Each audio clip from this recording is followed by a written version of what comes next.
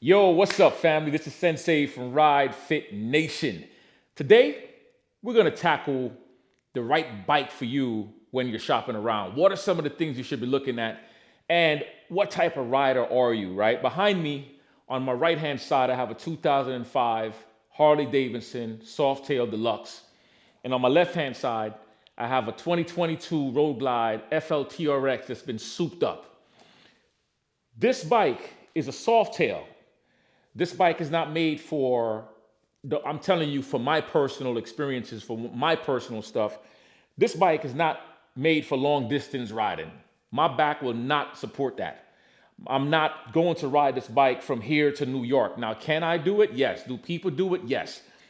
But will you pay for it in the long run? Yes. You pay for it a lot. So when I bought this Softail, I got Anubis specifically for bar hopping. This bike has been fully customized to the way I like it, the way I love it. It has a 23-inch rims in the front, 18s in the back. I have the Bad Dad full kit. My man Justin from Kentucky painted everything. My man Ashton did the powder coat. I put a lot of work in this. My wife did the artwork in some parts of it. I put a whole lot of work in this bike, right? And I even got Tab to hook me up with some stuff that they don't do for the public, but big shout outs to my man Casey.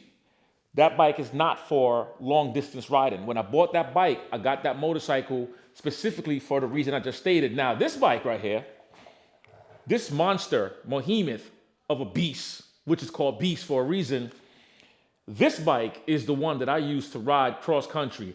To tell you the truth, I really don't even like to ride this bike on local trips. That's why I end up buying that bike, okay? This motorcycle, I looked a lot for comfort. I looked a lot for my height. I want to see how my legs feel, how my knees feel.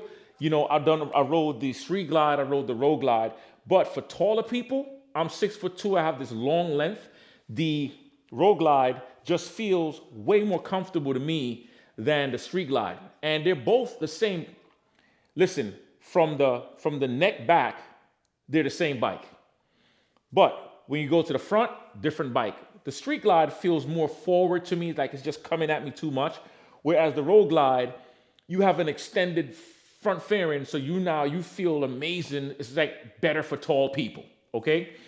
I don't get a lot of turbulence out of this. No, none of that jittery crap on this bike. This bike is designed specifically for what I want it for. When you're shopping for your motorcycle, you have to know what type of bike you want. Maybe it's your very first motorcycle. Okay. Do you like the race style bikes? Are you more looking at the cruiser bike? Are you looking at a cross touring / racer bike? The Suzuki Katana is a great example. The Katana, that was my very first motorcycle. That was more of like a touring / racer. Okay. I enjoyed that bike. I loved it. Then after the Katana, I went to the Gixxer. Then after the Gixxer, I went to the Honda 929. After the Honda 929, I decided that I no longer want race bikes anymore, okay? Then I went to the Yamaha V-Star. I bought that. Then after the Yamaha V-Star, and by the way, the Yamaha V-Star is a metric cruiser because I wanted to go into the cruiser. But I found out, as time went, that bike was too small for me. I felt like it was big, but it was too small. I looked like I was riding a skateboard, okay? So it was too tiny. So then I went to the Yamaha Raider, which is kind of like a chopper style bike, which competed with the Honda Fury. After that, I went to the Suzuki C90T, or is it Yamaha C90T? No, Suzuki C90T. Love that bike. That bike is the C90T is equivalent to the Road King of Harley Davidson. Now I'm really enjoying my cruiser. I've outgrown the race bikes. Then I went and got me a Boulevard, the M109. I got that. This is when I was in California. Then after that, I shopped around, started looking at the Harley Davidsons.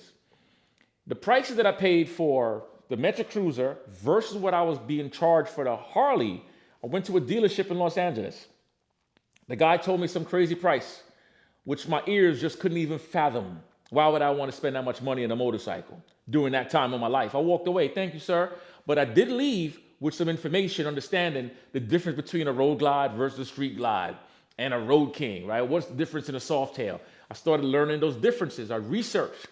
When I finally moved to Georgia, I had no bikes. I got rid of all my bikes, right? All the bikes I named, I got rid of them. Then I made up my mind that I want to go get a Harley. So I went up to the dealership and I bought my Harley. This one over here. I bought it brand new. It was all black, basic as basic can come, and I ripped it apart. Why did I get the basic? Because I knew I was going to rip it apart. I didn't want to spend the big money on the CVOs and the specials and all that stuff. No, give me the standard. Now going back, if I had known better, I would have went and found a salvage bike. I would have found a used bike and paid it cash and owned the bike downright. But I took payments on this. I had to finance it first, and not because I had to, I just wanted to finance it, right? I mean, sure, I could put the money together and say, hey man, let me just save some money up and go and pay it. But I was too excited to get this bike. So I bought the bike.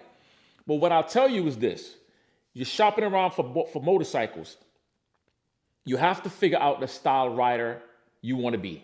What kind of rider do you want to be? Where do you want to ride? What are most of your friends riding?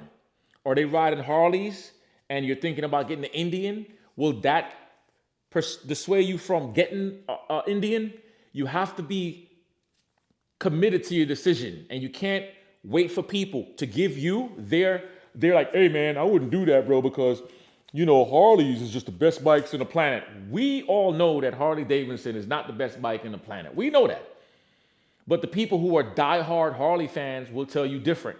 The same way you have people who are diehard Indian fans and diehard Honda fans and people that love the Metro Cruisers.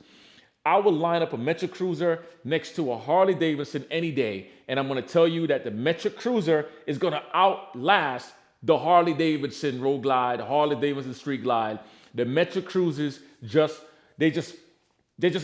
work. And I'm coming from the Bronx, man, where I had my bikes, my Raider parked outside in the snowstorms, and I would go outside any moment, start my bike up, boom, done. You leave your bike in the garage, your Harley, and if you don't put it on a battery tender and it's too cold, your bike is going to be dead. All right, so y'all could argue that if you want to, but I'm going to tell you, you're going to lose in that math. You're going to lose in it, because if you count how many times a person has to bring their Harley to a mechanic or to get service because such and such went bad versus somebody who has a Metro Cruiser, they pretty much have to just get oil changes, right? The Gold Wing. Who's beating the Gold Wing? Nobody. Nobody's beating a Gold Wing in touring. I never rode one. I'm not speaking from experience, but I'm speaking from other people's experience. The Gold Wing really is the top dog when it comes to touring. So there's a lot of things, right? It's kind of like the R1, okay, versus the Gixxer 1000 or the Honda. I'm not even sure what they have out there right now. But what I can tell you is when the R1 came out, the R1 was a much lighter bike, and the thing was popping wheelies like crazy because the front end was so much lighter. Whereas the Gixxer 750 was dusting the R1. Now, for all of y'all R1 fans, I'm sorry, man, but I'm telling you, the Gixxer, Suzuki, the way they did it is kind of like the 750 was equivalent to a 1000. And then they came out with the Hayabusa, and that just started just destroying everybody. Physically, mentally, spiritually, emotionally, all of that. So there's a whole lot of different variables that you need to figure out what you're looking for on your motorcycle. If you go in a room, let's say you're a single person. I'm talking to a guy right now. You're a single man and you're looking for love. You're trying to find a woman of your dreams. You have the vision of what she looks like. Maybe she has long hair, nice boobs, flat stomach, small waist, thick thighs, the things that most men enjoy seeing. Not all. And somebody puts you in a room and you have about 10 women that has the same physical appearance that you wanted. But then when you start talking to each one of them has a voice that sounds like a guy. The other one sounds dingy. The other one sounds very, very educated, but she's stuck up and cocky and just all about her, right? And the list goes on and on. Does it mean that every single female in there is bad for you? Hell yeah. Yes. Because in your mind, you have that one thing that you want to get. But you're not going to get that until you literally start to shop around and sit with each one of those females and find out what the quality is you love, what's the quality you don't love, What are some of the things you can live with? What are some of the things you don't care to live with? You see what I'm saying? It's the same element. Ladies, if you're a woman, the same thing goes with the men, right? You're not just gonna go and get the perfect thing in one shot. You have to go through certain steps. And this doesn't apply to every single person, but it applies to many people on the planet. You have to go through certain things to really appreciate what you have. I had to go through different women to really appreciate my wife. For me to really love and embrace and cherish what I have, knowing what's out there, the same thing goes to your motorcycle. I had to go through different motorcycles, trying out different things, experiencing the different portions of riding until I made up my mind that, you know what? I don't want to have backaches. I don't want to have my shoulders killing me because, on the race bikes, you out here like this. There's a lot of pressure, right? I want to be able to go long distance. Well, I now appreciate my Road Glide way more than when I had the other motorcycles, including my Metro Cruiser, because this bike just sits back so much more comfortable. I can get way more parts for it. I can make it the way I want to make it. You see how it is? I can make it the way I want to make it. And then speaking of that, you see how it is. Listen to what I said, the way I want to make it. Don't worry about what people has to say about what you choose to do with your bike. I had a guy the other day, I posted a video of my bike and I was talking about going out and riding, and he found that it was cool to go, hey man, them handlebars in that bike is ugly as heck. Damn, that's what he put. It's not gonna hurt my feelings, right? Because that's his personal opinion. I'm not gonna go and change my handlebar because some idiot made a statement about my motorcycle. I'm not gonna comment on another man's woman. I ain't gonna comment on another man's bike because your motorcycle is your motorcycle. And you're gonna meet a lot of people like that who's not men for real. These are men that's pretending to be men, but they're a little soft around the edges. You know what I'm saying? They don't really have that manliness really, because a real man ain't gonna look at another man's stuff and be like, yo man, that's ugly. Nah, keep your ish to yourself, right? So you have to be ready for the nonsense. You have to be ready for people that's gonna always try to tell you what you should be doing to your bike, right? And they're not giving you a dime to it. Make the bike the way you want the bike, but you have to find the bike that you like, and you have to go through the experiences. You might say, you know what, I'm ready to ride and I can't wait to buy my bike. I'm gonna get this bike. You might love the bike. You might love the bike for 5 years. 5 years later, you want something different. When you're shopping around for your first motorcycle, listen, just take your time. Enjoy the process. Don't give up and don't give into it. Enjoy the process. Shop. Test ride the bikes. See what you like. Go back and test ride the same bike. Okay? It's kind of like going and buying shoes. You buy shoes, you put it on the first time, it feels good, but you didn't walk around enough.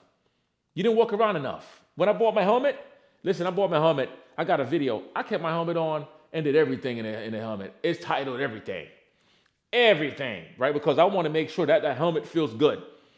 Test ride your bike. Now, I must tell you, when I went and bought this bike, I didn't test ride a damn thing because I done had enough bikes. I just went and bought that bike. I didn't sit on the bike. I didn't care to start the bike up. I didn't care to do any of that. I just went ahead and bought the bike. Okay? This bike was a crash bike, so I didn't test ride that bike either. But I love both of them. They both have different meanings. Okay? So I hope that this video is giving you some insight. You're looking to do your thing. Listen to what I'm trying to tell you. Research. Connect with people who's going to give you some good advice, but they're not going to try to sway you into, yo, you better get that versus that. Nah, just connect with people who's going to give you some good advice. If you have people who are in certain clubs, connect with the guys in the clubs who they ride a lot. They're out there doing a whole lot of things. What's the most reliable thing you like about your bike? What are the things you dislike about your bike? And then go to people who's not in the clubs, right? And talk to those people. You have different things you can learn from both sides, all right? So this is Sensei telling you, let's keep on getting these miles, let's get that money, let's get that muscle. And when you get that motorcycle, man, email me at ridefitnation@gmail.com. I want to see that bike, baby. I want to see that bike. All right, yo, we out. Peace.